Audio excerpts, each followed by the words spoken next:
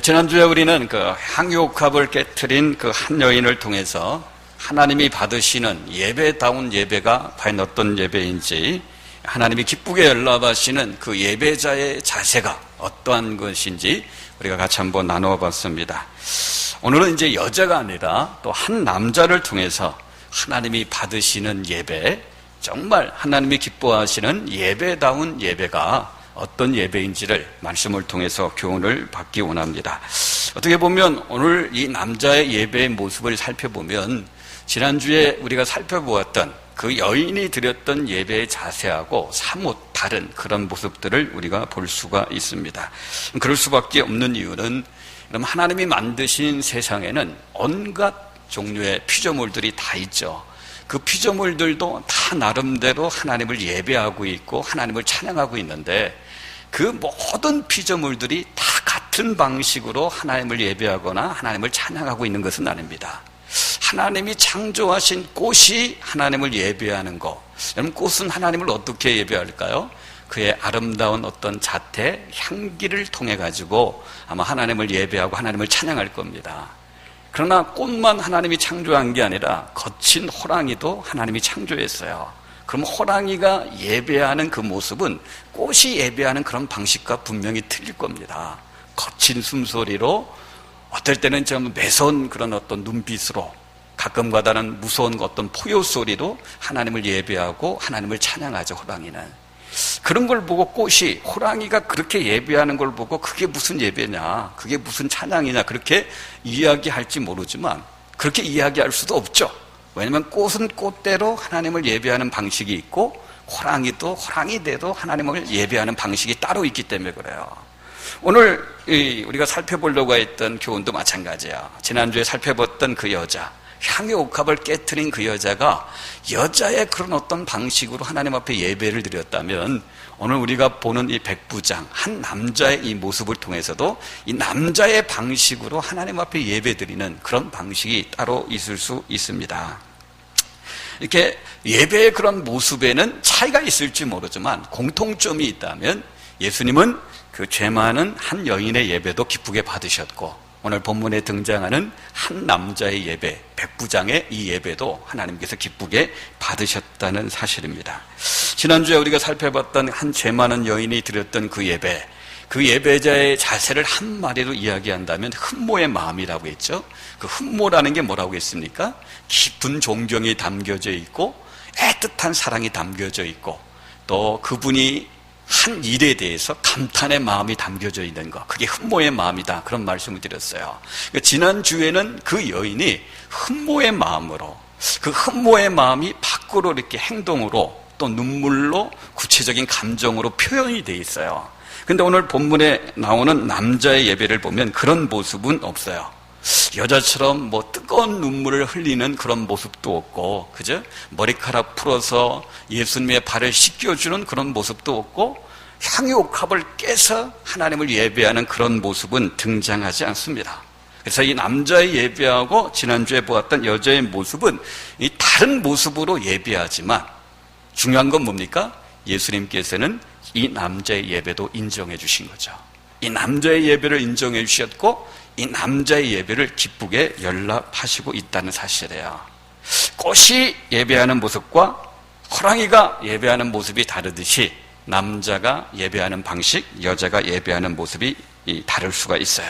중요한 것은요, 예배의 방식, 어떤 형식이 아니라 하나님이 받으시는 예배다운 예배를 드리고 있느냐, 이게 중요한 겁니다. 남자든 여자든 하나님이 받으시는 예배다운 예배를 드리는 예배자가 되고 있느냐, 이것이 상당히 중요한 겁니다. 그래서 오늘은 이 본문에 등장하는 백부장, 이 한 남자가 주님을 예배하는 그 예배자의 자세를 통해서 하나님이 받으시는 예배다운 예배, 정말 예배라는 단어를 붙여도 부끄럽지 않는 그런 예배, 그런 예배자의 자세가 어떤 자세인지를 말씀을 통해서 교훈을 받기 원합니다. 그 첫 번째는 뭐냐면, 여러분들 이 한 남자가 드리는 예배, 백부장이 드리는 예배는 일단 진심이 그 예배 가운데 담겨져 있다는 사실이에요. 지난주 이 여인이 드린 예배는 흠모하는 마음으로 예배를 드렸다라는 말씀을 드렸어요. 그래서 그 흠모하는 마음이 어떻게 밖으로 표출됐다고 했죠? 뜨거운 눈물로 예수님의 발을 씻기기도 하고, 수건 대신에 자기 머리카락을 풀어서 신체 부위 중에 제일 더러운 그 예수님의 발을 닦이기도 하고, 자기가 갖고 있었던 귀한 향유옥합을 다 깨서 하나님 앞에 드리는 그런 행동이 밖으로 드러나는 그런 예배를 드렸어요. 그래서 지난주에 말씀드린 것처럼 어떤 신학자가 이 예배의 장면을 보고 인류 역사상 하나님께서 받으시는 최상의 예배를 하나 뽑으라면 나는 주저하지 않고 이 여인이 드린 예배를 뽑겠다 라고 인정할 정도로 그 여인은 하나님 앞에 정말 흠모하는 마음으로 귀한 예배를 드렸어요. 근데 오늘 본문에 등장하는 백부장, 오늘 본문에 등장하는 남자가 드린 예배를 보면 여기는 뭐 눈물도 없어요. 그죠? 눈물도 없고 정말 하나님을 흠모하는 마음이 밖으로 이렇게 표출되는 그런 모습도 별로 없고, 왠지 모르게 뭔가 밋밋하고요, 뻣뻣한 그런 어떤 모습이 오늘 본문의 모습 가운데 나오죠. 어떻게 생각하면 이 백부장이 경상도 남자가 아닌가, 우리가 그런 생각을 했어요. 너무 무뚝뚝하죠. 표현도 별로 나타나지 않는. 경상도 남자들이 주로 그렇죠. 예. 그럼 그렇다고 이 남자가 드린 예배는 예배가 아니냐? 지난주에 드린 그 여자가 드린 예배보다 이 남자가 드린 예배는 수준이 낮냐? 절대 그렇지 않습니다. 오늘 이 남자가 드린 예배도 지난주에 살펴본 그 여자가 드린 예배 이상으로 너무나 귀한 예배고 수준이 높은 예배고 하나님이 귀하게 받으시는 그런 예배예요. 그 증거를 어디에서 찾아볼 수 있어요? 10절 말씀 한번 보세요. 오늘 본문 10절 말씀 보면 예수께서 들으시고 놀랍게 여겨 따르는 자들에게 이르시되 내가 진실로 너희에게 이르노니 이스라엘 중 아무에게서도 이만한 믿음을 보지 못하였노라. 후반부 말씀을 한번 보세요. 이스라엘 중 아무에게도 이만한 믿음을 보지 못하였노라. 여러분, 여기 믿음이라는 단어 대신에 예배라고 단어를 바꿔도 본문의 의미가 별로 달라지지 않습니다. 이스라엘 중 아무에게서도 이만한 믿음을 보지 못했다라는 말은 뭐예요? 지금 예수님께서 뭐라고 말씀하시는 거예요? 내가 수많은 이스라엘 사람들에게 예배를 받아왔는데, 수많은 사람들이 나에게 예배를 드려서 그 예배를 받아왔는데 내가 이스라엘 사람들 가운데서 이만한 예배를 내가 받아본 적이 없다. 그러면서 지금 백부장의 이 예배를, 이 남자의 예배를 어떻게 지금 축복하시고 인정해 주시는 겁니다. 지금 이 남자는 향유옥합을 깬 것처럼 섬세하게 자기 감정이나 눈물을 표현하지 않았지만요, 절제된 모습으로 자기의 진심을 지금 예수님 앞에 드리고 있는 겁니다. 그 진심을 예수님께서 보신 거예요. 이 백부장이 예배를 드릴 때, 이 한 남자가 주님을 예배할 때 그 안에 담겨진 그 진심을 예수님께서 보시고 그 예배를 받으시는 거예요. 여러분, 눈물도요, 꼭 흐르는 눈물만 눈물이다 그렇게 이야기할 수 없습니다. 흐르는 눈물만 눈물이 아니에요. 속으로 삼키는 눈물도 있습니다. 속으로 삼키는 눈물. 여러분들, 흐르는 눈물도 뜨겁지만요, 속으로 삼키는 눈물도 뜨거워요. 우리 남자분들은 다 아시죠? 그죠? 남자 체면에 어디 가서 눈물은 흘릴 수 없고 속으로 막 큰 눈물을 삼킬 때 있잖아요. 안 나오는 눈물 짜내는 것도 힘들지만요, 이 막 복받쳐 오르는 그런 눈물을 참는 것도 진짜 힘듭니다. 이게 속으로 삼키는 그런 눈물이 있어요. 오늘 이 남자에게는 주님을 향해서 눈물을 이렇게 쏟으며, 그죠? 주님을 향한 뭐 애절한 그런 어떤 감정의 그런 표현들이 밖으로 드러나 있지 않지만은 그게 없는 게 아니에요. 이 안에 절제되어 있는 거죠. 절제된 모습으로, 그러나 그 주님을 향한 진실한 마음, 진심된 그런 마음을 담아서 지금 예수님을 예배하고 있는 거예요. 그 진실된 마음, 진심 어린 마음을 예수님께서 보시고 이 한 남자의 예배를 하나님께서 기쁘게 받으시는 거예요. 우리 사랑하는 동역자 여러분, 우리가 편한 쪽으로 하면 돼요. 우리가 하나님 앞에 예배를 드릴 때, 우리 진심을 표현할 때, 지난주에 나온 그 여인처럼 눈물을 흘림으로 말미암아 우리의 진심을 표현하는 것이 편하다면 그런 모습으로 하나님 앞에 나올 수 있고, 이 백부장처럼 남자가 무슨 눈물이냐, 내가 그래도 또 막 백부장인데, 내가 장군인, 내가 장교인데 무슨 눈물이냐 하면서 이렇게 절제된 마음으로, 이렇게 그런 마음으로 표현하는 것이 훨씬 편하다면 이 백부장의 모습으로 나와도 괜찮아요. 중요한 건 뭐예요? 눈물을 흘리는 모습으로 나오든지 아니면 그걸 참고 절제하는 마음으로 나오든지, 정말 중요한 것은 그 안에 진심이 담겨져 있어야 되는 거예요. 예배하는 우리가 이 시간 하나님을 예배하는데 그냥 예배의 자리에 앉아있는 게 아니라, 마지못해서 앉아있는 게 아니라 주님을 향한 진실된 마음, 진심을 담아가지고 예배를 할 때 그 예배를 하나님께서 기쁘게 받으시는 거죠. 여러분, 기도도 마찬가지입니다. 오늘 이 남자의 행동을 기도로 생각해 본다면요, 이 남자의 기도 굉장히 밋밋한 기도예요. 여러분, 기도도 뜨겁고 열정적인 그런 기도가 있는가 하면 절제된 기도도 있죠. 근데 어떤 기도인지 상관없습니다. 진심이 담긴 기도라면요, 어떤 모습으로 기도하든 주님께서는 그 기도를 기쁘게 받으시는 거예요. 6절 말씀 한번 보세요. 6절 말씀. 이르되 주여, 내 하인이 중풍병으로 집에 누워 몹시 괴로워하나이다. 그럼 이게 남자가 지금 예수님 앞에 드린 기도의 전부입니다. 이 남자가 예수님 앞에 나와서 기도하는데 뭐라고 기도해요? 주님, 내 하인이 중풍병으로 지금 누워서 괴로워합니다. 끝. 그게 끝이에요. 여기에 뭐 눈물이 있고 그런 거 없어요. 저 이 장면을 보면서 지난번에도 말씀드렸죠. 참 직업병이 무섭구나라는 생각을 다시 한번 했어요. 지난번에 말씀드린 것처럼 저는 목사는요, 무엇을 하든지 간에 뭘 보든지 뭘 하든지 어디를 가든지 심지어 노는 가운데서도요, 항상 무엇을 생각한다고 했죠? 그죠? 뭘 보든지 뭘 하든지 어디에 가든지 다 이걸 설교하고 연관을 시키려고 해요. 이 목사라는 직업병이 그런 거예요. 그런데 오늘 본문에 나온 이 백부장, 직업이 뭡니까? 직업이 뭐예요? 직업이 뭡니까? 군인이에요, 군인. 근데 기도하는 거 보면 꼭 군인식으로 기도하는 거예요. 우리 군대 갔다 온 남자들, 이거 딱 보면서, 야, 이 사람 정말 군인답게 기도하는구나. 상관한테 보고해 보신 분들 다 기억하죠? 뭐 충성, 총 이런 몇 명, 사고 몇 명, 현재 몇 명, 끝! 그걸로 끝나잖아요. 거기에 더 이상 붙이지 않아요. 보고는 간단할수록 좋아요. 그래서 군대 갔다 온 사람들, 직장 생활에서 상관에게 이렇게 보고하는 훈련을 한 사람들은 이 백부장의 이 짤막한 기도를 보면서 역시 군인이니까 군인답게 기도하네? 근데 아마 여자들은 아마 이런 문제 있으면 이렇게 기도 안 할 거예요. 항상 눈물도 흘리고 해절한 자세로, 해절한 목소리로 주님 앞에 나와서, 사랑의 주님, 하늘을 두루마리 삼고 바다를 먹물 삼아도 다 기록할 수 없는데 지금 이 하인이 처한 사정이 무슨 사정이고 언제부터 이렇게 아팠고, 이 아파가지고 밥도 못 먹고 일도 못하고 하면서 아마 구구절절이 그냥 해절하게, 그죠? 간절하게, 신금을 울리게, 그렇게 아마 여자들은 아마 이 문제 갖고 오래 기도할 거예요. 근데 백부장은 간단하게 기도합니다. 예수님 앞에 충성 한마디 하고, 예수님, 지금 내 하인이 몹쓸병에 걸려서 지금 심히 괴로워합니다. 끝! 그러고 나서 어떻게 하라는 거예요? 하여튼 그걸로 끝내버리는 거예요. 간단하게 지금 보고하는 것으로 끝납니다. 그런데 주님은요, 그런 기도도 굉장히 기뻐하십니다. 얼마나 좋아하시는지 뭐예요? 뭘 보고 알 수 있을까요? 그럼 7절 말씀 한번 보세요. 7절 말씀. 이르시되 내가 가서 고쳐주리라. 여러분, 예수님께서 이렇게 신속하게 빨리 응답해 주신 적 별로 없습니다.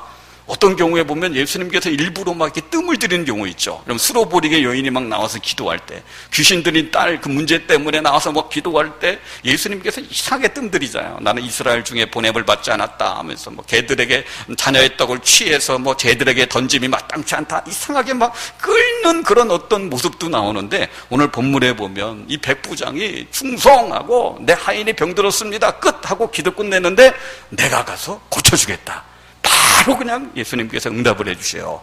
그만큼 이 백부장의 기도, 한 남자의 기도를 기쁘게 예수님께서 받으신 거죠. 이 기도에는 미사여구도 없어요. 어떻게 보면 거칠고 투박한 표현밖에 없습니다.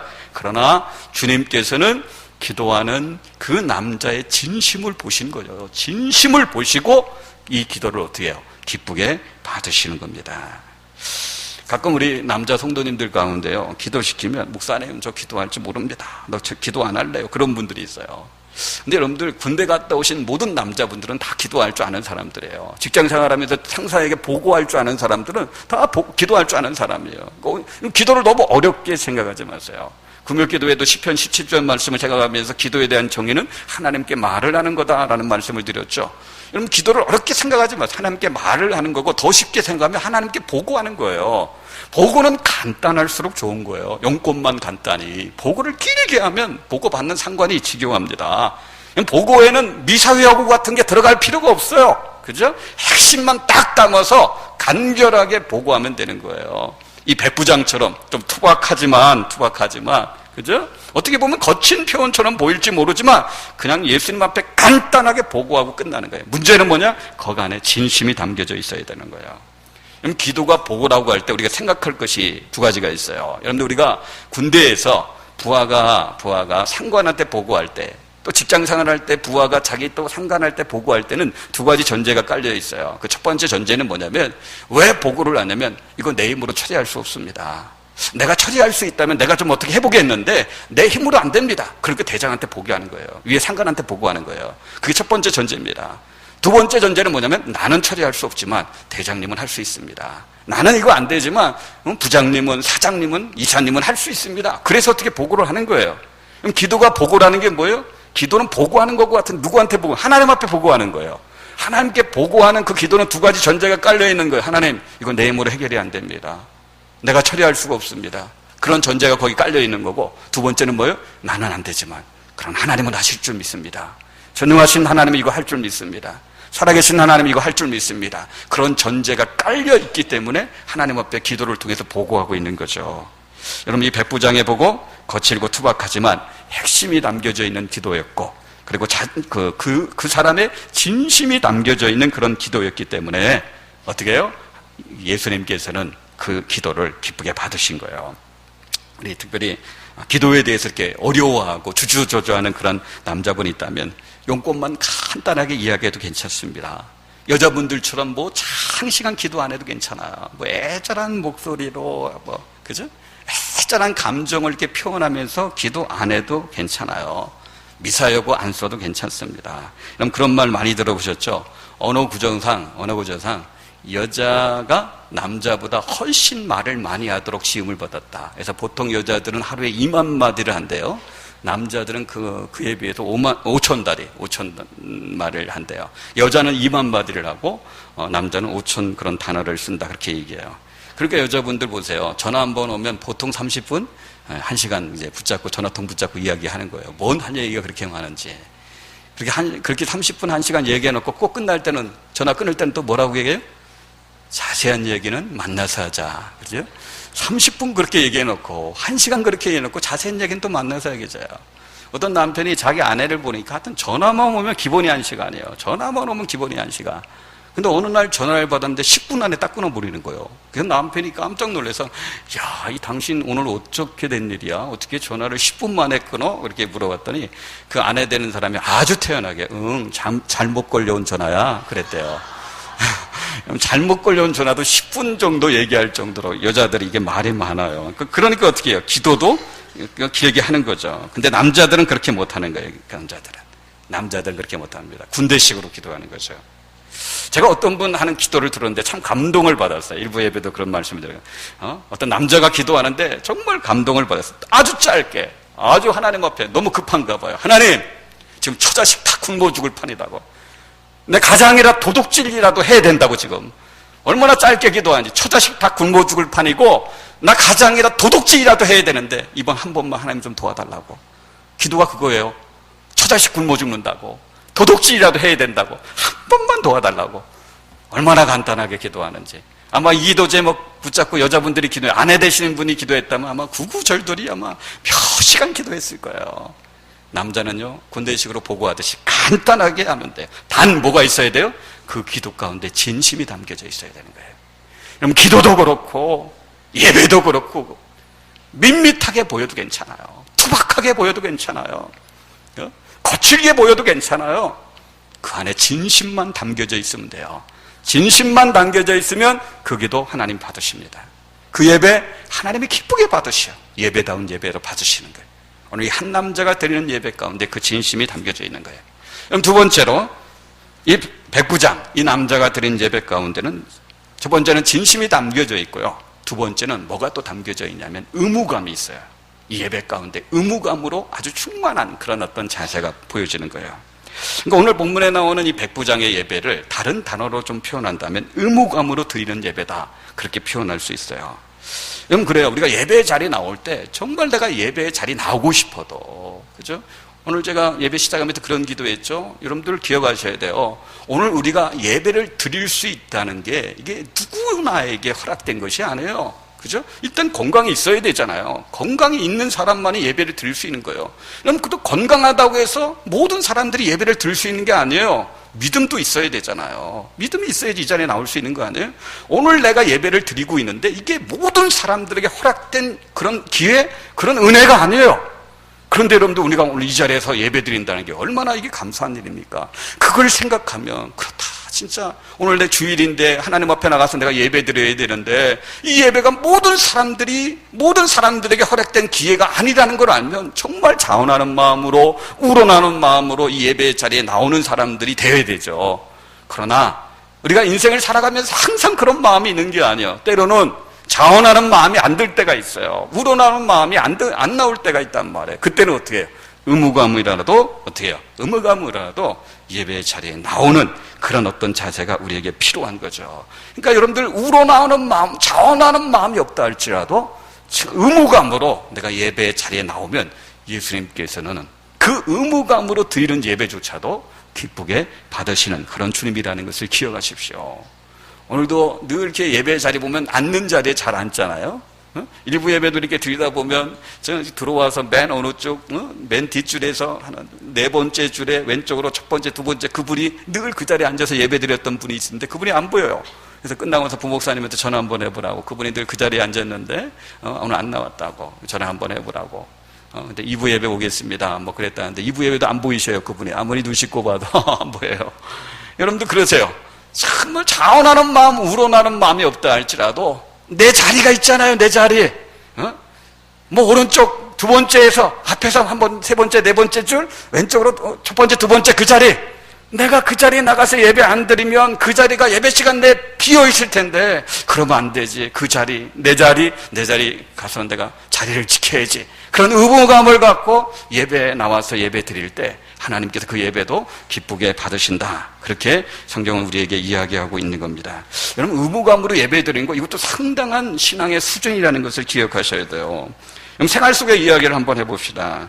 여자분들은요, 남자들이 의무감으로 하는 행동을 좀 이해 못할 때가 있어요. 남자들이 의무감으로 하는 행동을 중요하게 생각하지 않는 그런 경우가 있어요. 저희 집에도 여자가 넷이나 있는데 좀 우리 집도 마찬가지인 것 같아요. 의무의 소중감을 모르는 것 같아요. 저도 한 번, 두 번 해봤다가 지금은 안 해봅니다. 그럼 가끔 그 생일이나 기념일이 되면 남자분들이 어떻게 해요? 꽃을 잘 두고 이게 집에 들어오지 않습니까? 평소에는 전혀 그런 모습 없다가 이제 생일이니까 아내 생일인지 뭔 기념일인지 그때 한 번, 두 번 어떻게 해요? 이제 꽃을 사갖고 이제 집에 들어옵니다. 그러면 여자분들이 그걸 그냥 있는 그대로 받아주면서 야, 참 당신 센스장이네. 고마워. 아이고 행복해. 감사해. 그렇게 말하면 얼마나 좋겠습니까? 그런데 꼭 물어봐요. 그 꽃 들고 사들고 들어가면 꼭 물어봐요. 당신 이거 진짜 이렇게 마음에서 막 우러나와서 이렇게 사온 거야? 아니면 그냥 마지 못해서 오늘 안 사오면 나한테 뭐 어떻게 될 것 같으니까 마지 못해서 억지로 의무감으로 사온 거야? 이렇게 물어보는 그런 여자분들이 꼭 있어요. 근데 여자분들이 그렇게 물어보면요, 남자들은 대체적으로 참 난감합니다. 왜냐하면 남자들은요, 그 둘이 구별이 안 되는 동물들이에요. 남자들은 이게 의무감으로 하는 거하고 막 마음에서 우러나오는 자원하는 마음으로 하는 거하고 그걸 비슷하게 생각합니다. 그러니까 여러분들 남자가 아내를 위해서 그 가정을 위해서 의무감으로 무언가 하는 거하고 그저 우러나와서 하는 거하고 이게 다른 게 아니라 같은 걸로 생각해요. 의무감을 그만큼 신성하게 남자들은 생각하는 거예요. 국방의 의무, 이거 얼마나 신성합니까? 그렇게 신성하게 생각하는 거예요. 근데 여자분들은 남자의 의무감의 소중함을 잘 모르는 것 같아요. 근데 우리 예수님께서는 그걸 아시는 거예요. 의무감으로 하는 거. 이게 얼마나 소중한지 아시는 거예요. 그래서 여러분들 9절 말씀 한번 보세요. 9절 말씀. 나도 남의 수하에 있는 사람이요 내 아래에도 군세가 있으니 이리로 가라 하면 가고 저더러 오라 하면 오고 내 정도로 이것을 하라 하면 하나이다. 여러분 이걸 예배에 한번 적용시켜 보세요. 마치 부하가 상관의 명령에 복종할 의무가 있는 것처럼 자기가 복종하고 싶은 마음이 안 든다 할지라도 자기가 복종하고 싶은 자원하는 마음이 안 든다 할지라도 상관이 명령했기 때문에 부하로서 마땅히 복종해야 될 의무가 있는 것처럼, 상관이 가라 하면 가고 싶은 마음 없다 할지라도 가야 될 의무가 있는 것처럼, 오라고 하면 오고 싶은 마음 없다 할지라도 와야 될 의무가 있는 것처럼, 그렇게 의무감으로 그 일을 행하는 것, 예배도 마찬가지라는 거예요. 예배도 우리의 상관 되신, 우리의 대장 되신 예수님께서 명령하시면 자원하는 마음이 들지 않는다 할지라도, 그죠? 의무감으로 주님께서 예배의 자리에 나와라! 그러면 의무감으로 예배의 자리에 나와서 예배의 자리에 지키는 것도 주님께서 보실 때 그게 귀한 예배의 자세다. 그렇게 말씀하시는 거예요. 여러분들, 우리가 의무감으로 예배의 자리에 나온다 할지라도 예수님 절대 묻지 않으세요. 너 지금 예배의 자리에서 나와서 예배 드리는데 너 지금 마음에서 우러나오는 그런 자원하는 마음으로 지금 예배 드리고 있어? 아니면 너 억지로 그냥 마지못해서 예배하고 있어? 그렇게 묻지 않으시는 거예요. 그 예배 드리는 그 자체를 예수님께서 기쁘게 받으십니다. 특별히 의무감을 갖고 나와서 예배하는 그 예배도 어떻게 예수님께서 기쁘게 받으시는 거죠. 오늘 솔직히 막 골프 치러 막 가고 싶은데, 다른 데 막 가고 싶은데, 의무감 때문에 혹시 이 자리에 나와서 예배 드리는 그런 분이 있습니까? 그런 분들 주님께서 아주 기쁘게 그 예배를 받으십니다. 설교를 하다 보면 조는 분들이 있죠. 오늘 늦게 보니까 조는 분들이 거의 없는 것 같아요. 이제 설교를 하다 보면 조는 분들이 있는데, 처음에 설교를 할 때 조는 분들 보면 마음이 좀 편치 않아요. 아이고, 내가 일주일 동안 열심히 이렇게 설교 준비했는데 듣지 않고 조시네 하면서 마음이 편치 않았는데, 어느 순간부터요, 그런 분들 보면 더 귀하게 여겨지더라고요. 그런 분들 보면 더 감사가 되어져요. 저렇게 졸린데도 집에서 주무시지 않고 이 예배의 자리에 나와서 그래도 내가 예배는 드려야지, 이렇게 의무감으로 예배에 나와서 그 자리에 앉아서 저렇게 조시니, 야, 하나님이 보실 때도 참 아름답게 보이고 제가 볼 때도 너무 아름다운 거예요. 좀 그런 분한테 감사하고요, 정말 그런 분들한테 박수를 보내고 싶어요. 그렇다고 또 마음 놓고 졸면 안 되시고요. 근데 정말 여러분들, 의무감으로라도 이렇게 나와서 예배를 드리면 주님께서 그 예배를 귀하게 받으시는 거예요. 지난번에 좀 지나간 일이지만 그 일본에서 그 원자로 사건, 그 방사선이 누출되는 그런 사고가 일어나지 않았습니까? 그때 참 제가 들은 이야기인데 그 이야기를 듣고 참 감동을 많이 받았어요. 후쿠시마 그 원자로 사고, 방사선이 이렇게 누출되었을 때, 그곳에서 이제 일하신 분의 이야기가 이제 인터넷을 통해서 이렇게 소개된 적이 있는데, 그분이 18살에 그곳에 들어가서 40년 동안 일하신 분이에요. 이제 6개월 후에는 정년 퇴직하실 그런 분이다, 그렇게 얘기하더라고요. 근데 원자로 사건 후에 방사선이 누출된 다음에 출근하시면서 그분이 무슨 말을 했냐면 이런 말을 했어요.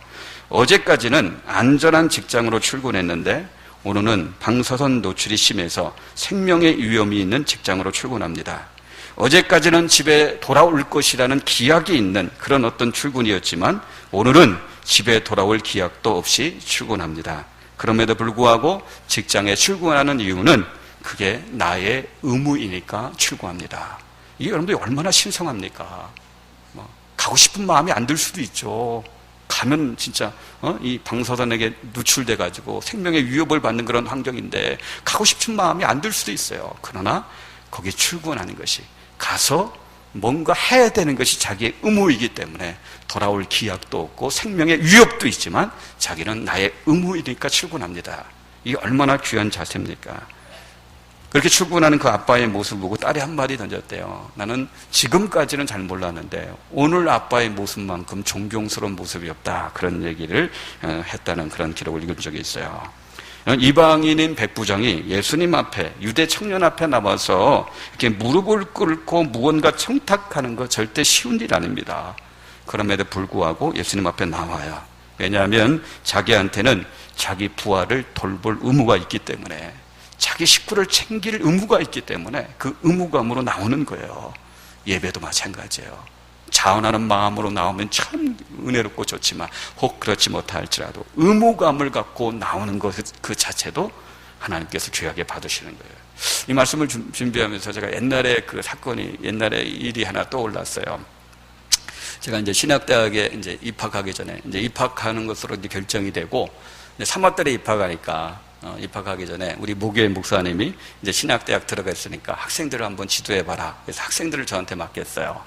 입학도 하지 않았는데 학생들을 맡겨가지고 토요일 날마다 모여가지고 학생들한테 성경 공부를 가르치고 또는 설교도 하고 그랬어요.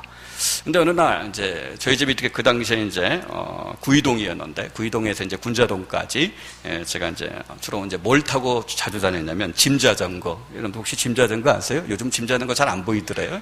우리 외삼촌이 좀 이렇게 가게를 해가지고 짐자전거를 이렇게 쓰던 걸 저희 집에 이렇게 놓은 게 있어가지고 짐자전거를 타고 제가 이제 교회까지 다녔어요. 그때 저희 어머니가 가라는 대학 안 가고 신학대학 갔다고 해서 등록금도 안 대주고, 이게 설교를 하다 보면 양복이 필요하잖아요. 근데 양복 사줄 생각도 안 하고, 뭐 등록금 안 대주는데 양복 사주겠습니까? 뭐 그랬어요. 그런 어떤 상황이었어요. 근데 학생들한테 성경 공부도 하고 설교도 해야 되는데 양복이 필요한데 양복이 없으니까. 근데 우리 교회 어떤 권사님이 저한테, 김 선생, 혹시 우리 아들이 입던 양복이 있는데 양복 그거 한번 입어보라고. 근데 입어봤는데 딱 저한테 맞아요. 근데 그 양복을 준 그 형님이 지금 미국에서 지금 이제 사업하시는 형님인데 그 형님이 어떤 분이냐면 좀 놀던 형님이에요. 이렇게 밖에서 이렇게 놀던 형님. 양복이요, 허리가 팍 들어가고요. 이게 민자로 쫙 내려가는 게 아니라 허리가 팍 파여져 있어요. 그리고 이 양복, 이 바지통이 좀 널널하잖아요. 근데 그 양복은요, 딱 껴요. 그냥 바지 딱 입으면. 그 양복을 딱 입으면 맵실은 나요. 허리가 탁 파져 있죠. 꽉 끼죠. 그런 상태. 그리고 제가 그때, 지금은 여러분들 이렇게 얼굴이 좀 사가 보일지 모르지만, 그때는 약간 동안이었어요. 그러니까, 주변에 있는 그 어른들이, 이게 아이들을 이렇게 학생들 지도하는데 얼굴이 동안이면 안 되니까 파마를 해라. 그러더라고요. 그래서 파마를 했어요. 그때는. 머리가 이렇게 붕 떴어요. 여러분들 합성해서 한번 생각해 보세요. 파마를 한 머리, 양복 팍 들어가고 쫙 낀 그런, 그럼, 거기 이제 구두를 신고, 거기에 이제 뭘 탔어요? 짐자전거. 이제 짐자전거를 타고, 이제 교회로 이제 왔다 갔다 하고 그런데요. 근데 토요일이었는데, 학생들을 만나러 가는데, 이제 화양리 그 사거리에서 이제 저기 군자교 쪽으로 이렇게 넘어가다 보면 이렇게 고개가 이렇게 올라갔다가 밑으로 쫙 내려가는 길이 있어요.